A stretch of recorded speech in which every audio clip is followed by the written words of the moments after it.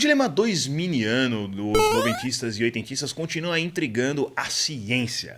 Muitos aí julgam que a cultura pop, do lado musical, decaiu totalmente a partir dos anos 2000. Eu concordo em partes, mas até o Coldplay é colocado, na opinião de muitos aí, como uma das porcarias pós-anos 90. E aí, você concorda com isso?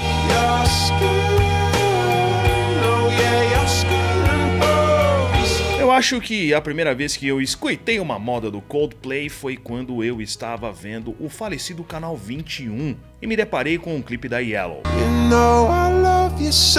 Daí eu fui dar uma olhada na MTV e pimba.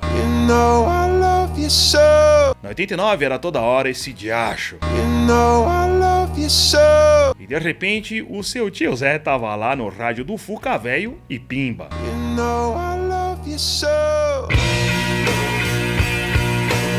Eu confesso que eu gostei e gosto até hoje da Yellow. Quando eu escutei a primeira vez aquela música, eu fiquei pensando, que tipo de Radiohead diferente é esse que eu tô ouvindo? E dali pra frente a gente pode afirmar com uma grande precisão aí que o Coldplay se tornou uma das maiores bandas de pop rock dos anos zeros. Então vamos falar um pouco sobre a história, a biografia dessa banda que divide opiniões aí. Muitos gostam e outros acham assim pavoroso. Bom, temos começando mais um Histórias de Bandas.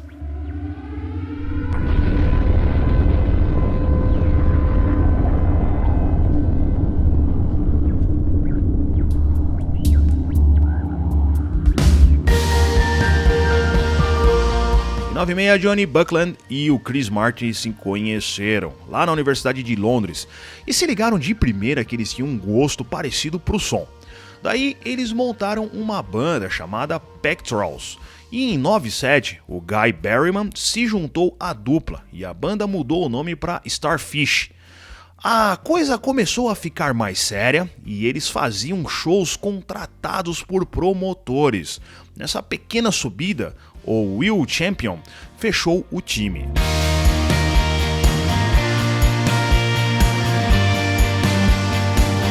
Um quinto membro é considerado pela banda, o empresário Phil Harvey, que foi convidado pelo Chris Martin para trampar com eles.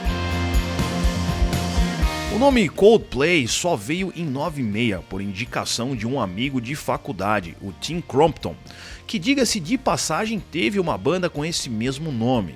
Mas ele achava deprê demais e cedeu para os caras. Esse nome vem de um livro do escritor Philip Rourke, no qual o primeiro poema se chamava Child's Play e o último Cold Reflections. Então o título acabou ficando Child's Reflections Coldplay. Daí vocês entenderam a referência. Bom, em 98 eles lançaram um EP chamado Safe It.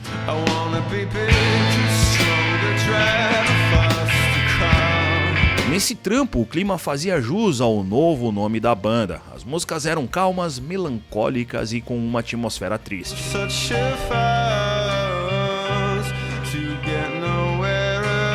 Coldplay vendeu em torno aí de 500 cópias desse EP, que saiu tudo dos bolsos deles lá, todo o custo e distribuição foram eles que bancaram. Mas isso pelo menos rendeu assim uns bons frutos, porque eles conseguiram participar de um festival lá em Manchester. E lá eles conheceram um tal de Debs Wild, que diz que hoje trabalha no site dos caras. E através dele rolou um outro contato. Eles conheceram um representante da Fierce Panda, que lançou também um outro EP deles, o Brothers and Sisters.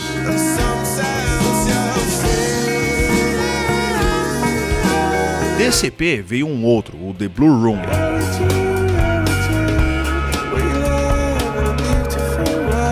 Em 99, a versão final de Bigger Stronger tocou na rádio BBC 1. Desse monte de EP que eles lançaram, um contrato com a Parlophone foi assinado e em 2000, cravado, nasceu a primeira bolacha full dos caras, a Parachutes.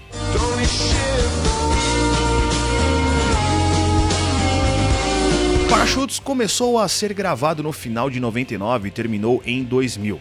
A primeira single, Shiver, foi lançada em março e pegou a posição 35 na parada do Reino Unido, e a MTV passou o clipe da música. Mas foi Yellow a cereja do bolo.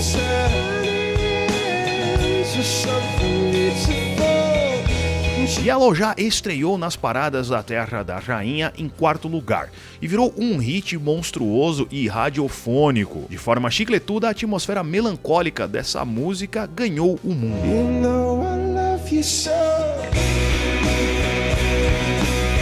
Depois de o Coldplay ter conquistado o tão desejado mercado do Tio Sam e também fazer shows pelas bandas de lá, em 2001 eles começaram a gravar o segundo disco, o A Rush of Blood to the Head.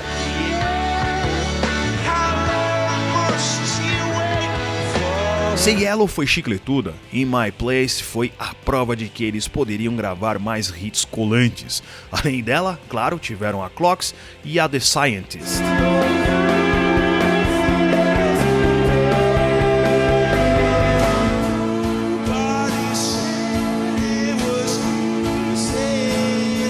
Coldplay conseguiu a façanha de se projetar para além de um único disco de sucesso. Essa segunda já meteu ali uns 3 hits que, meus velhos, muitas pessoas conhecem, até os corações assim mais gelados acabaram em algum momento ali se comovendo depois de uma treta com a Morena.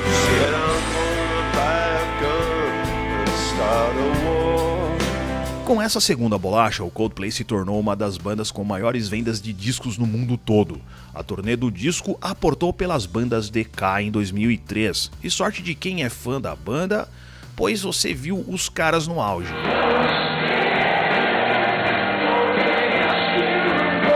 Eles tocaram o barco pra frente e o terceiro disco, que se chamaria Zero Theory, deu uma atrasada no lançamento e rendeu um certo preju pra gravadora deles na época. XY, que é o nome final, é a terceira obra deles. Saiu depois de 3 sessões de gravações. Vocês sabem como são os ingleses, né?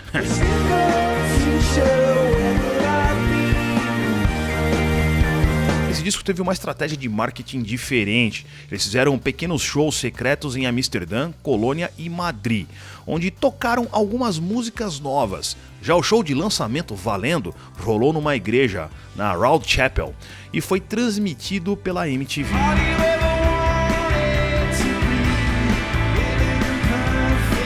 O destaque desse disco fica com o Speed of Sound, que pegou as primeiras colocações das paradas inglesas.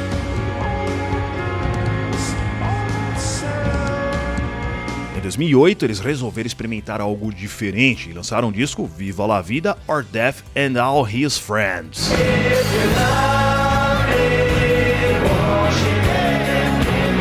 Esse disco tinha uma pegada diferente, era mais pesado, sério e mostrava uma maturidade emocional maior por Coldplay.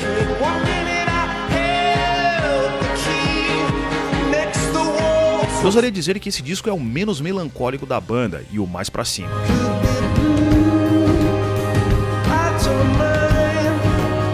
Apesar de diferentão, o Viva la Vida foi muito bem recebido pela mídia, pela crítica e até pelos fãs, que geralmente são os mais pau no cu quando o assunto é mudança sonora.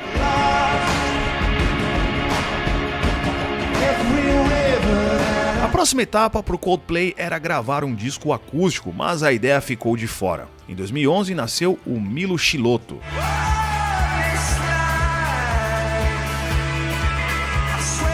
Milo Xilotto é um disco conceitual e com uma história bem lúdica por trás. Tanto que, para explicar melhor todo o enredo que gira em torno do disco, eles lançaram o Milo Xilotto Comics, que são revistas em quadrinhos. Simplesmente genial.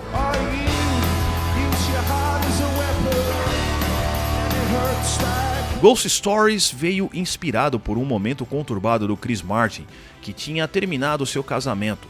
Coração partido e cabeça de músico, por resultado vocês já sabem.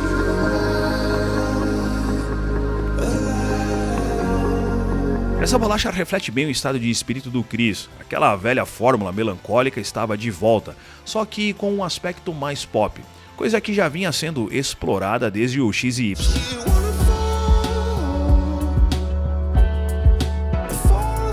Em marketing, o Coldplay manda bem, e eles lançaram um desafio chamado Lyrics Hunt, onde as letras das músicas do Ghost Stories, escritas à mão, foram escondidas dentro de livros de histórias de fantasmas em bibliotecas de diversas cidades com menos de 100 mil habitantes.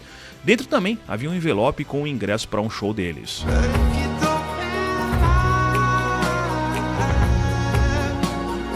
ano seguinte, em 2015, nasceu o A Head Full of Dreams.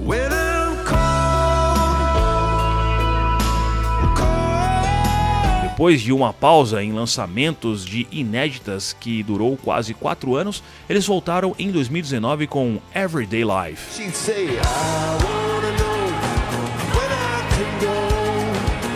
E em 2021, o Music of the Spheres.